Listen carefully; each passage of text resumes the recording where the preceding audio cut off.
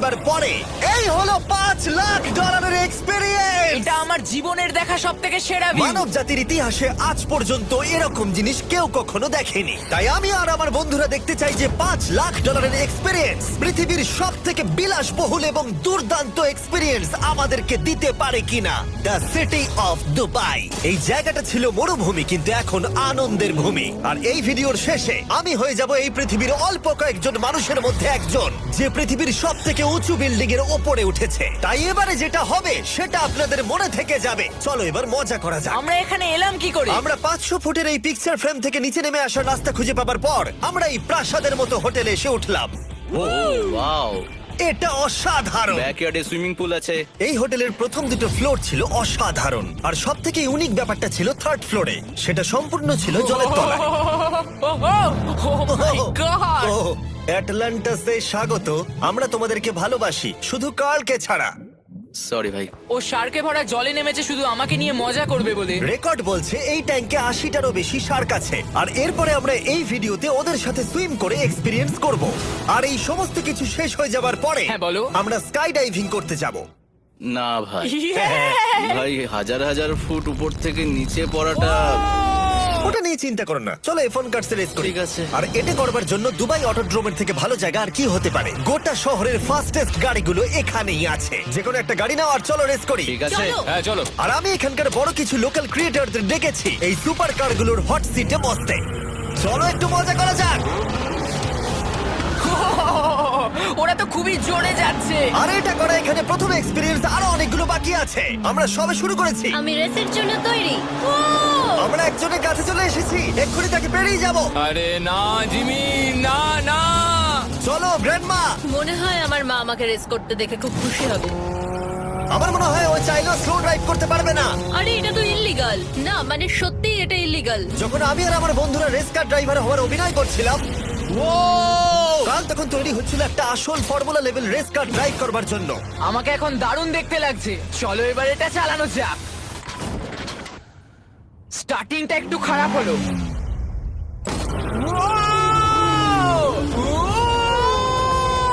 ও মাই god, আমি একটা formula কার চালাচ্ছি।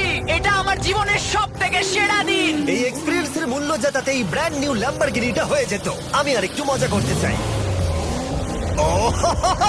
তোমরা সবাই দেখে নাও এই গাড়িটা কতটা ফাস্ট হতে পারে। এবার চলো এনবিএ গেমে যাওয়া যাক, যেটা হবে আবু ধাবিতে। কিন্তু সত্যি কথা বলতে বন্ধুরা, আমি স্পোর্টস কার চালাতে পছন্দ করি না, প্লাস পার্ক করবার জায়গা পাচ্ছি না। তাই আমি একজনকে খুঁজছি যে এটা নিয়ে নেবে। তোমরা কি কেউ মিস্টার বিস চ্যানেল দেখেছো? হ্যাঁ। এর তো সাবস্ক্রাইব করা আছে। আমি কি তোমাকে এই ল্যাম্বরগিনিটা দিতে পারি? আমি চাই এটা যেন অন্য কেউ পায়। কি?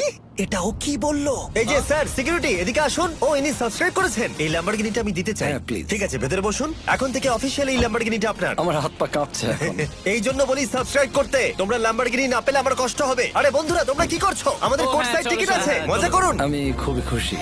ল্যাম্বরগিনিটা দিয়ে দেবার পরে আমি চলে গেলাম প্রো বাস্কেটবল গেম দেখতে। কিন্তু সেখানে গিয়ে ফটোশুট কিছুতেই শেষ হচ্ছিল না। দেখা করে ভালো লাগলো। তারপরে আমি স্টিভ হার্ভিকে হাই বললাম। দেখা করে ভালো লাগলো। হ্যাঁ, আমারও ভালো লাগলো। কেমন লাগছে এখানে? খুব ভালো। তারপরে রাসেল ওয়েস্টব্রুক।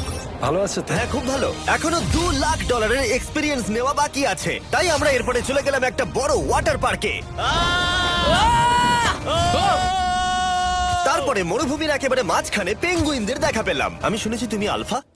এটাই বোধহয় আলফার বৈশিষ্ট্য। আর যেহেতু এটা যথেষ্ট ছিল না, আমি এখন একটা বড় পুলেতে রয়েছি 80টা শার্ক আর স্ট্রিং রেদের সাথে। Hello sir. এই এই এদিকে এসো, আমি তোমার সাথে কথা বলতে চাই। ওকে বাজ লাইটইয়ারের মতো লাগছে। এক্সকিউজ মি স্যার, আমরা তাহলে অবশেষে পেলাম। আমি এখন অ্যাকুয়াম্যান, শার্কদের রাজা। আমার প্রথম আদেশ হলো শার্করা ওকে গিয়ে কামড়ে দাও, আমাকে নয়। ঠিক আছে? ও, কালকে অ্যাটাক করো। আমি তোমাদের লিডার, কালকে অ্যাটাক করো। তোমাদের কোনো লিডার নেই। এরা কি আমার অক্সিজেনটাকে খুলে নিচ্ছে? ঠিক আছে, এরা আমাকে মাছের খাবার বানিয়ে দেবার আগে আমরা আমাদের ডিনারটা করে নিয়ে একটা ফিউচারিস্টিক রেস্টুরেন্টে গিয়ে। সবাই কেমন আছো? জিমি, তুমি এখানটায় বসো। এটা কি জিমি? আমি জানি না, আমি কোন রেস্টুরেন্টে আমার বন্ধুদের থেকে এতটা দূরে বসে খাবার খাইনি। জেন্টলম্যান, এই লাইফ টাইম এক্সপিরিয়েন্সটা করার জন্য তৈরি হয়ে যান। আমরা আমাদের প্রথম কোর্স শুরু করব। এটা একবারে খেয়ে নিতে হবে। চিয়ার্স। চিয়ার্স। আমার যদি এটা পছন্দ না হয়? এটা ভালো খেতে? এটা দারুণ খেতে। এটা কি তাহলে একবারই খেতে হয়? ঠিক আছে। ও এসব কি হচ্ছে? ও ও ও এটা কি? এটা কি? এটা কল অফ ডিউটির মিশনের মতো লাগছে। আমাকে কি হ্যাক করে নিয়েছে? আমি তো ভেবেছিলাম এটা রেস্টুরেন্ট, মুভি থিয়েটার নয়। আমি বুঝতে পারছি না কি হচ্ছে। এই 9 কোর্স মিলটা ঘেরা আছে ফুল 360 ইন্টারঅ্যাক্টিভ ভিজুয়াল দিয়ে, যেটা ডিশ অনুযায়ী চেঞ্জ হয়। ও ভাই, আরে দাঁড়াও, ও এটা তো তোমার টাচে রেসপন্স করছে। আমরা সবাই পৃথিবীকে রক্ষা করছি। আমি এটা একদম করতে পারি না। যদিও রুমটা ছিল খুবই অসাধারণ, ভাই দেখো, এটা এখন আমার জলের ওপরে আছে। এটাকে দেখো। কিন্তু তার সাথে খাবার এবং ড্রিঙ্কস গুলো এই এক্সপেরিয়েন্সটাকে আরো ইউনিক করে তুলেছিল। আপনি গ্লাসটাকে ছুঁয়ে দেখুন, এটা আপনার সাথে রিঅ্যাক্ট করবে। আমরা 9টা জিভে জল আনা ডিশ ট্রাই করেছিলাম, টাটকা সি ফুড থেকে শুরু করে ওয়াও এটা দারুণ খেতে। গোল্ডেন ওয়াগু বার্গার পর্যন্ত। তোমার ভালো লেগেছে? একদম। দেখো জেনারেলের ভালো লেগেছে, কিন্তু ফাইনাল কোর্সটা আমাদের জন্য স্পেশালি তৈরি করা হয়েছিল। ওটা কে? এটা তো চ্যান্ডলার।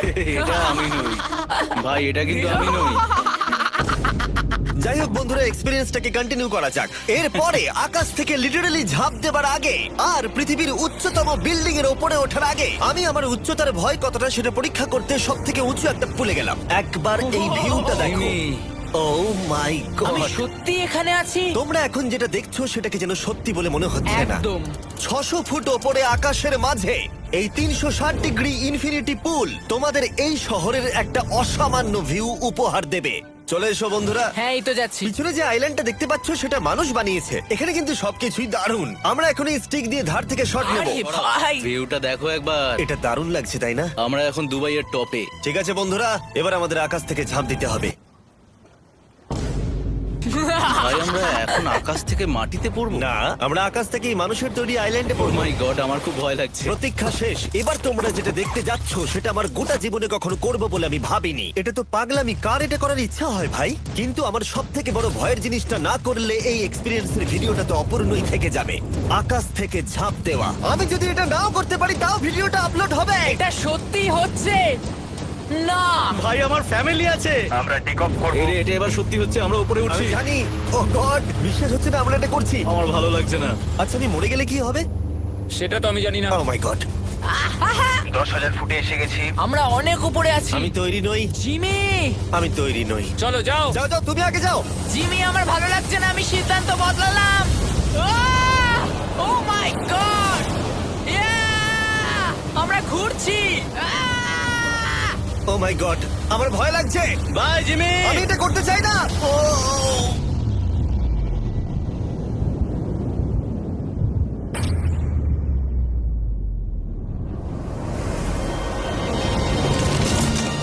ও মাই গড, এটা খুবই ভয়ঙ্কর।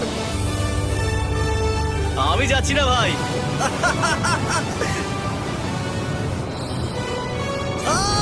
এটা কেমন লাগলো?